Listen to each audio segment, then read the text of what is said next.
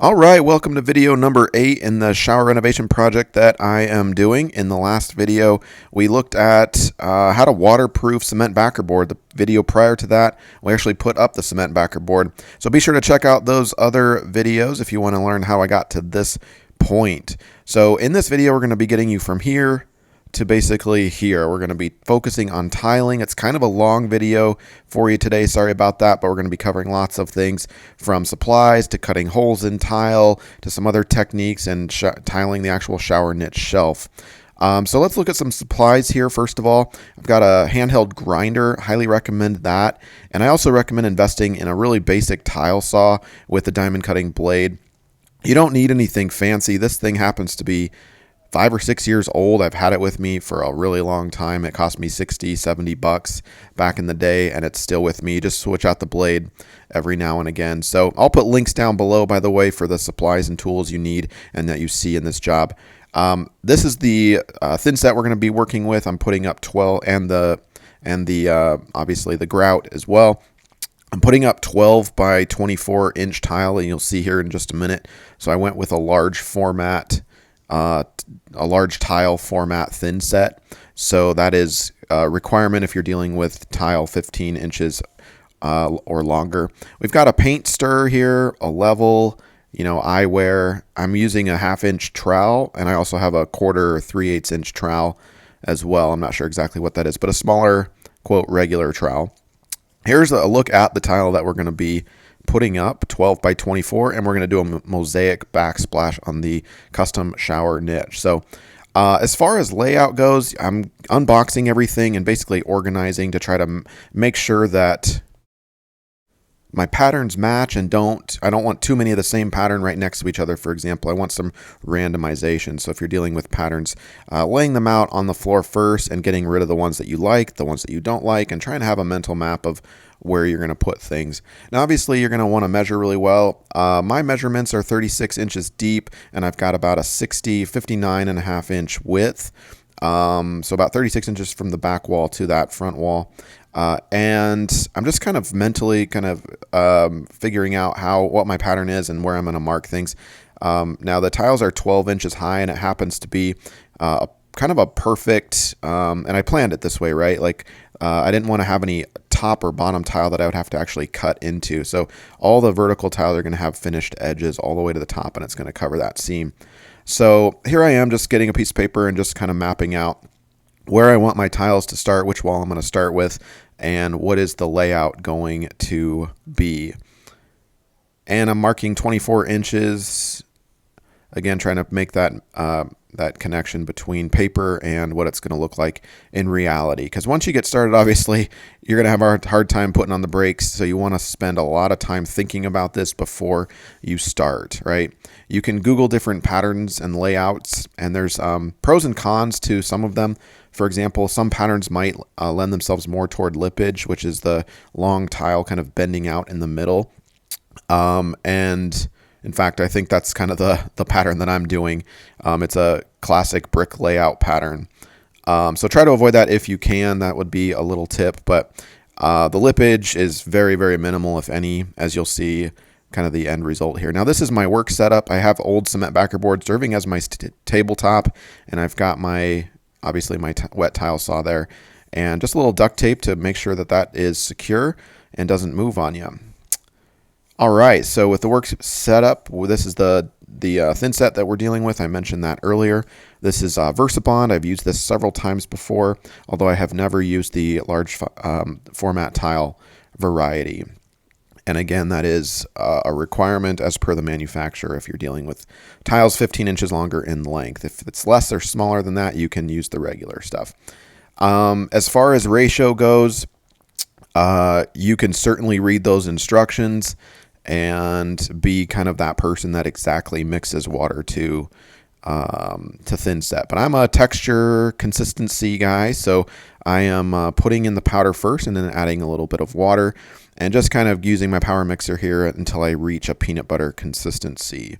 That is the goal. If you've never used thin set before, you want it to kind of appear like that. It shouldn't drip off, but it shouldn't be like, chunky, or it shouldn't be in balls, right? If it's too dry, you'll see it actually start to clump together. And then I recommend having a pail of water to keep your workstation, your tools clean, because this stuff obviously will harden, and that paint mixer will become useless, or it'll spit out dried pieces in your freshly mixed thin set in future batches. And I like to work in kind of small batches. Maybe you're going to dump in the whole bag and do this all at once, but I broke this out over several days, and I also had to handle the shower niche, something I had never done before. So I definitely worked in small batches. And as far as application, this stuff goes on, really, really well. It bonds to the red guard here, and that's why the walls are red. If you are not sure, that is a liquid waterproofing membrane called Red Guard. They have there's a lot of different types out there, but I opted to go with Red Guard. And you can check out and search for I think it's the previous video in which we did that, video number 7, waterproofing your walls. Yes, your walls have to be waterproofed either with a liquid membrane or a sheet of polyurethane, not both. Anyway, here I am back buttering. This is a required step as well. Not per my recommendation, but that's best practice as I understand it. Keep in mind, I'm not a pro, I'm not a contractor, I'm just a do-it-yourself kind of guy. But based on my research and my experience, back buttering is important. You want to have that extra bondage between the wall and your tile with the thin set. And if you don't fill in all those little if you don't back butter each tile, then you risk not having adequate coverage, which we're aiming to be 95% or higher coverage. All right, so applying it, and we'll show you some other shots here in a minute, but this is just me getting the first few tiles in. I didn't have to cut the first several. And then obviously you get to a point quickly where you need to make some cuts. And I did leave a little bit of space in between each tile and the wall, for example. They didn't come into full contact. And that just kind of allows for if your walls are going to move, or if there's any type of movement in the in the foundation or whatnot, you don't want your tiles rubbing against each other and possibly creating some issues there. This is the tile saw that I'm working with. Like I said, nothing fancy. I'm manually pushing the tile. It's got a wide enough base to the left where you can handle a 12 by 24 inch length. You can see most of that tile there. You just want to obviously push down on that to make sure it doesn't, fall off. And I highly recommend this blade. It's like a $20 entry-level blade. Not super cheap, but certainly not super expensive. You can get pretty expensive on these blades, but it cuts porcelain tile like butter, and definitely had the durability to finish the job. Now the cuts, if you've never done this before, you're going to need some practice, right? So get a couple of tiles and just spend some time practicing. I do have a tip if you have a handheld grinder. Sometimes that last cut, if you're ripping this tile down the middle on your wet tile saw, will actually chip at the very like last quarter inch of your cut. The tile will actually chip inward or outward. So one little trick here, before you cut your tile, take your grinder and make a little right about there, and just kind of just penetrate that finished tile surface. And then when you run your tile over it again, you will significantly reduce the chance of a negative chip in the tile that you want to keep, if that makes sense. Having that predetermined cut with the grinder will help that very last quarter inch cut to be nice, straight, and smooth. So here we are. We've got a few in. You can see my pattern. Everything is centered. And again, you can see here the importance of having a good layout, right? Because once you start putting these tiles on the wall, if you mess up, or if you're like, oh, I wanted to move this tile here, this tile there, then you're in trouble. You can, pop things off, but it's going to be a real pain in the butt even before this stuff is set. Now, another little tip, as you want to be really liberal in the application of your thin set to the wall. Get it on there. You can use your finger to fill in some of the gaps, but when you move your trowel up, you're going to want those ridges to be nice and full. Sometimes they're not, especially Like it's been a couple of years since I've done this. So like my first tile, I kind of realized that I put on was a little thin. I needed it to be a little thicker, the ridges to be, you know, a half inch, basically the size of the trowel that you're using to apply it. You want those ridges to be nice and firm. So when you press your tile up against the wall, and you move them the tile laterally to compress those ridges, that the ridges do indeed compress and kind of fall into one another and fill in those spaces. This is me. This is a technique I like to do at the top, just to make sure that the top has a good bond. It also helps, you know, drain water. So if you do have water entry at some point, it kind of it doesn't maybe penetrate all the way down the wall. Here's another shot of the blade that I'm using, and I'm pretty early in the job, but the blade is easily holding up to the challenge. And obviously you're going to want to maximize your cuts if possible so that you have the least amount of waste, right? You saw just a second ago a bunch of different strips. Those are all my waste strips. Now you might come to a point where you can't salvage, you know, the 40% of the tile that you're cutting. You need that 60% of the tile. But don't throw them away. Keep them on the side because you never know when you might need a little trim piece or something. There's another shot at that technique. See how those ridges are nice and straight, nice and full. Right? If the ridge looks deformed, it probably means you don't have enough thinset on there.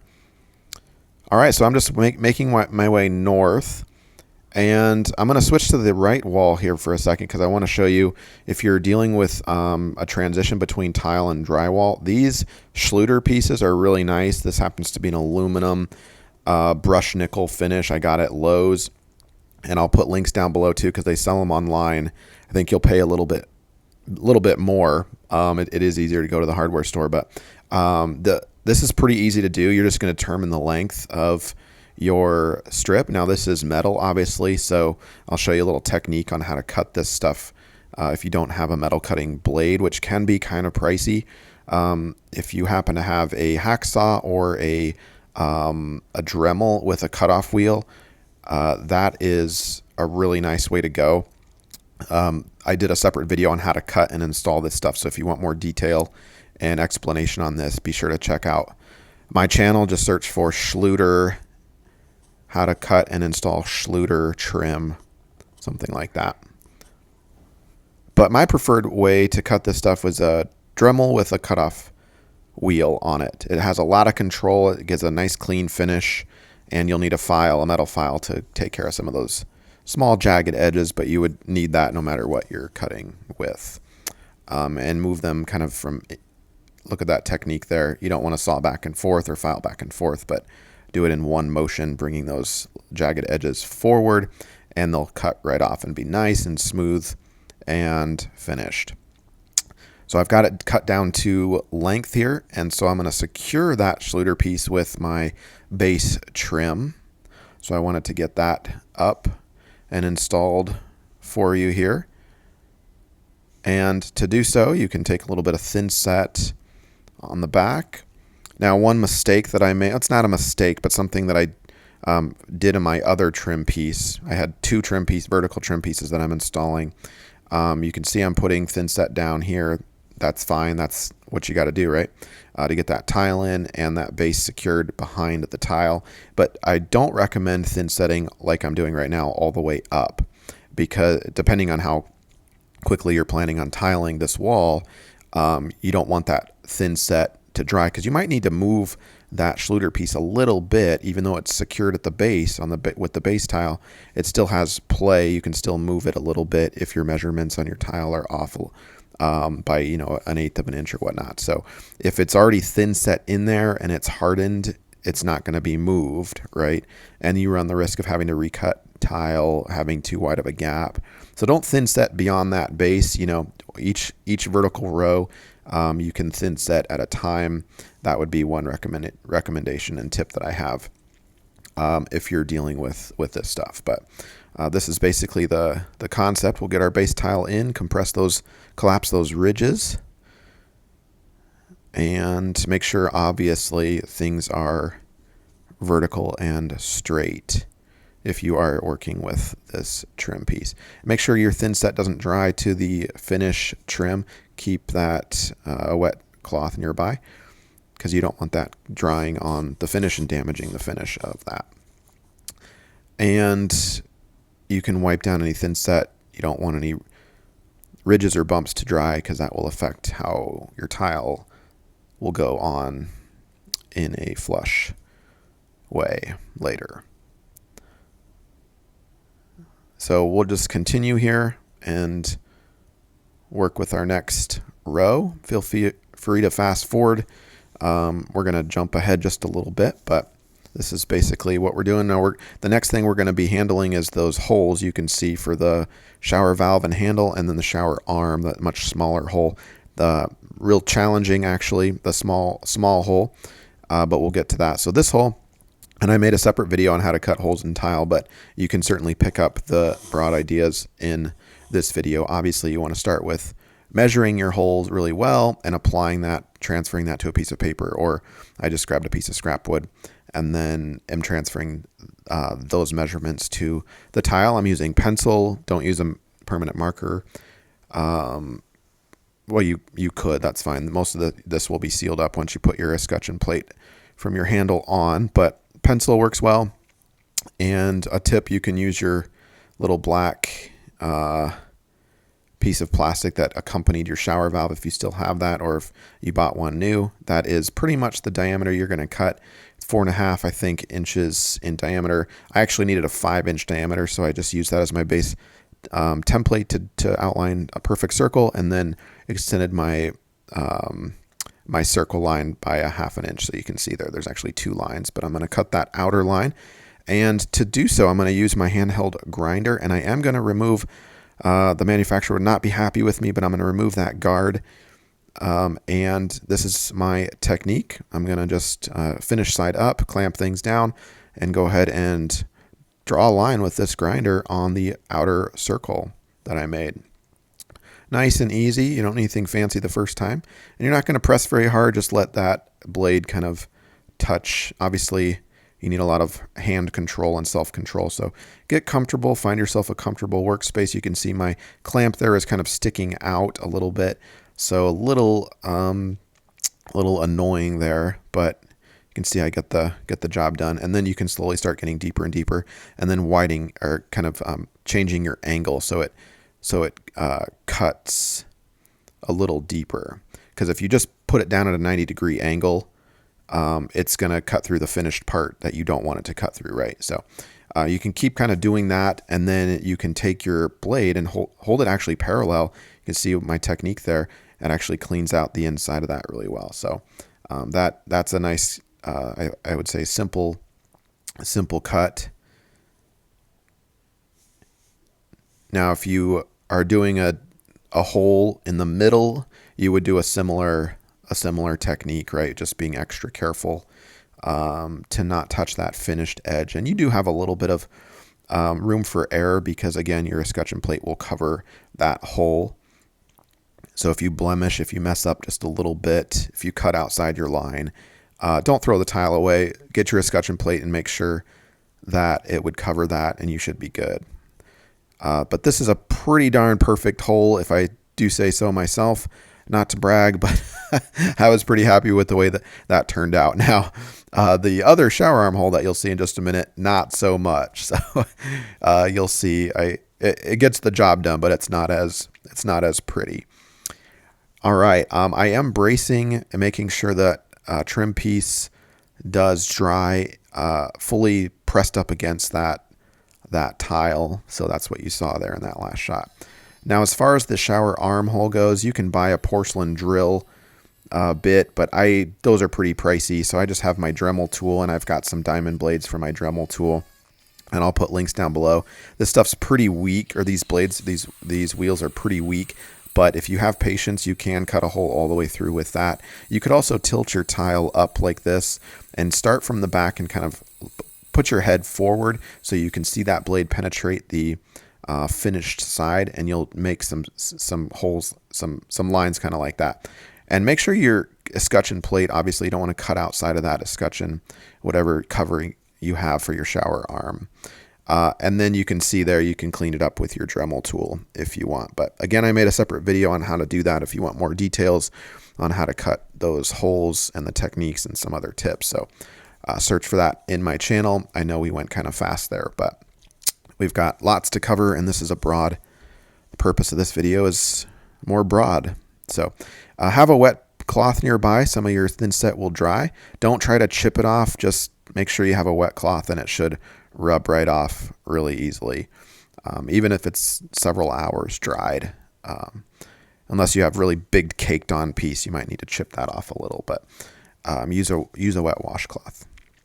All right, so I'm going to just continue here. Now we're getting close to the shower niche. You can see I've tiled pretty much right up to the base of that. There's my other trim piece in place, not thinsetted as I mentioned earlier. Now, how do you handle this? I'll be making a separate video on how to tile this piece, but again, you'll get a really good idea. I've got a sample tile here. I'm just making sure everything kind of aligns once I get my trim piece in there. This is kind of how I want it to be. And so you can see I have a kind of a small narrow cut of tile to make right there from that top of that tile to the bottom of that trim piece. But we'll press pause on that for just a minute, and we're going to actually backsplash the mosaic, tile the mosaic backsplash here. Now you don't have to do this, and some people prefer not to do this. Some people prefer, I think, to put on their bottom shelf first and then their mosaic backsplash. But I wanted to conceal those cuts right there with my bottom shelf like that, and have a grout line go all the way like that, if that makes sense. So to cut this stuff, either in the big sheets or individually, I'm using my Dremel tool with that diamond blade again, and I'm pre-drawing a line with that, cutting the finished surface, and then going over it with my grinder, and it pops those right off and really minimizes your risk of chipping your finished edge. You could start with your grinder like this, but I don't recommend it. If you do have a Dremel tool, run a line on those pieces, on your cuts, on your mark, where you want it to be cut first, and then use your grinder, and that's going to make your cuts a lot cleaner. So I'm just doing a layout here, 12 by 12 sheets, and then with a utility knife I have to cut some of the glue, and I'm just making sure that laying it out, making sure everything's going to fit well, looking at the pattern, and then determining which little pieces of tile I need to cut. Now for this, I'm going back down to my non-large format tile format thinset. I'm using just the regular stuff because it's small tile. Why would I need that extra grainy, extra durable thinset for the backsplash? So I did have an extra bag of that on hand. I suppose you could use the large tile. I don't think there's anything wrong with it. It might save you some money. Not having to buy a bag of the smaller stuff, but you'll want to Google that. I think you can use large format tile on small tile, but you can't do the opposite. And I'm back buttering these little pieces a little bit, just with my finger there, just to make sure there's proper coverage, and then pressing that up, making sure that's nice and solid. Now this is a bit of a hot mess because of so many grout lines you see, or little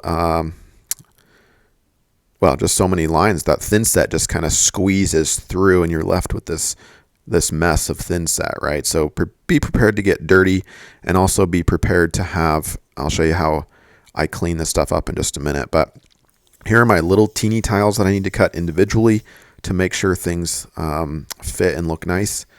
So again, use that Dremel tool, pre-draw your lines, penetrate that finished surface, and then take your grinder and pop those off. And obviously you can see they're clamped down here. And that should give you a really nice clean cut.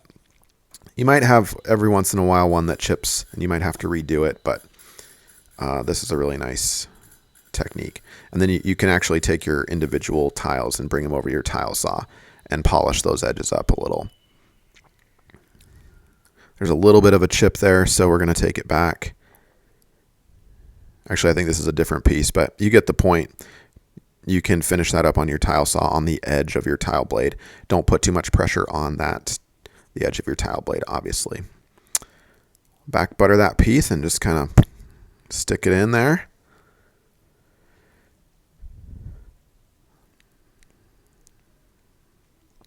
And press those individually down, firmly seating them into the thinset. Just like that. Now, I'm not really concerned about I'm going to be covering up those edges with my side vertical pieces. So if you're wondering why there's a gap there, or, you know, that looks like crap, well, obviously I'm not done yet. So one little tip, take a little piece of wood and scrape off all the thinset now. You can actually take the edge. You can use a utility knife too and kind of go inside like this. You really want to invest the time now in doing this. Don't let the thinset dry too long. It's a fine line you'll have to walk between it setting and then being wet, because if you start cleaning it up now, it might move on you. So you might need to let it sit for a little bit and then go through. Otherwise, you're going to be chiseling all that stuff out later and you're going to really hate life. All right, so we're going to be cutting our bottom shelf here and dry fitting that to make sure that is adequate depth and length.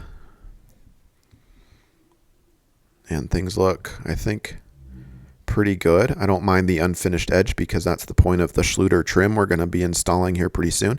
But a couple of things to consider on you want to make sure everything's laterally level, but that from the back to the front, it's not level, because you want it to tilt down just a little bit so that water will adequately drain. You don't want water pooling certainly in the back of that. Even though we red guarded everything, you don't want to give this an excuse. Just don't mess around with that. Make sure it's tilted a little bit to the front. Okay, so a separate video on this is coming out or has come out. Search my channel on how to install this. But I have a couple of test cuts, and you just want to make sure that you cut the correct way. Notice the finished edge will be pointing inward and the unfinished edge will be pointed outward. So I've got my Dremel tool with a cutoff wheel, as I mentioned earlier, and I'm making 45-degree cuts.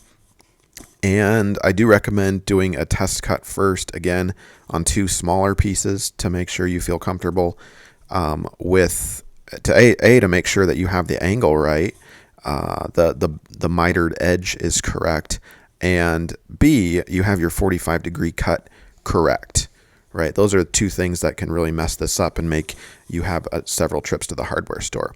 You can see that's not 45 degrees yet, but my angle is correct. The mitered cut is in the correct orientation, and then I can go ahead with my real piece and make that a 45-degree accurate cut. So that's what you're going to want to do first. Just test it out, make sure you are cutting the right way and that you feel good about how to cut, right? So what I'm going to do once I feel good about that, I'm going to finish tiling all the way around the surface of my shower niche, right? So in this case, I have to make this really long, kind of awkward L-shaped cut for the tile. And you can see I put it right below there, just like that. And I'm going to keep tiling all the way around. Now I'm going to be working kind of at a quick pace here because I don't want this stuff. You don't want to do this and then walk away and try to install the trim the next day around your shower niche, because the thinset will have dried and you're going to be screwed. So what I'm going to do is make sure everything is in position and braced using my spacers. Make sure everything looks good. The thinset is still wet back there. Okay, making sure everything is in its proper position. It's not going to sag or fall. And then I can go take my trim piece. I haven't cut the real thing yet. This is still my test sample. And I'm going to be measuring from the edge of the tile, of the finished tile, lengthwise and vertically, horizontally and vertically. And I'm going to be measuring from the outermost point of my cut there. See where it gets really sharp, that tip on that cut piece? That is going to be my measurement. Okay, so measure from the outside corners like that. and you can go ahead and cut all 4 of your pieces. There's my bottom piece and my top piece, and the orientation is going to go in just like that. Right? Notice the finished trim side is facing, they're basically, everything's facing each other with the mitered cuts. Now, one thing you want to consider cutting this stuff is, if you're cutting aluminum, it's a finished aluminum edge. If you're installing this in a wet condition, you might want to consider sealing it with a special kind of metal, fiberglass / metal thin clear coat. That's what I'm trying to say. And I'll put a link down below for the stuff that I am using. And then once your thinset is still wet, you will slide that stuff in there. You might have to rest a little bit, put a new thin layer of thinset kind of on that unfinished piece, and it might help it slide back there. And you'll work in a clockwise direction, getting all 4 pieces in, which obviously you didn't see. I had to put the camera down, so sorry about that. But you saw that first piece go in, and you kind of have to wrestle a little bit, but it's not an impossible job. And clean it up with a washcloth and let that dry. And then you can go ahead and dry fit make sure your top and your bottom shower shelves that we cut earlier, make sure those are still good, and make necessary adjustments if they don't fit, but that looks good. So we'll pop that out of there and go ahead and get that thin set. I'm using a putty knife there to put that thin set on because my trowel is too big and awkward. But it can still be ridged. Now, one mistake I realized, I grabbed my smaller trowel, but use your bigger trowel here to get those built up a little bit more. When I made this video, I realized that, oh, that looks like I used the smaller trowel. Looks like we still have some good compression. Obviously, put some weight into that and make sure it compresses well and make sure it's angled well. But that's how you do that. And we'll go ahead and get the top and the sides done. Fast forward this a little bit for you. Don't forget to back butter your pieces. That is important to help with maximum coverage of this stuff. You can't expect those ridges to go inside those little circular grooves on the back. That's why back buttering is so important, in my opinion. All right, we'll get the top one in next. Now, this stuff should stick really well. You shouldn't need any extra, but you might want to take a couple of pieces of wood and just brace those up until that has completely dried. You don't want to give it any excuse to sag on you. And obviously your side pieces will also serve as a brace, but if you're leaving a gap between for like a small grout line, for example, which I recommend, they might not adequately serve as a brace. So I have some wood there, you can see, and I'm just kind of working around that. Or you can certainly let that dry first and then come back and finish the sides at a later point. So go ahead and get those in there. Now, because you angled the lower shelf a little bit, your side pieces are going to be, if you can see this, they're going to be a little longer in the front and shorter in the back. So in other words, you have to cut them at a small angle. It's not a big deal because your grout is going to cover any imperfections there. But again, your angled bottom tile is it's not going to be a perfect rectangle for those side pieces, in other words. And that is pretty much it. We'll stop the video there. In the next video, we're going to be grouting and doing other finishing touches. So hopefully this video has helped you. Don't forget to subscribe if you want to follow me through this project, or if you want to receive other cool videos, do-it-yourself home projects, and other product reviews. Thanks.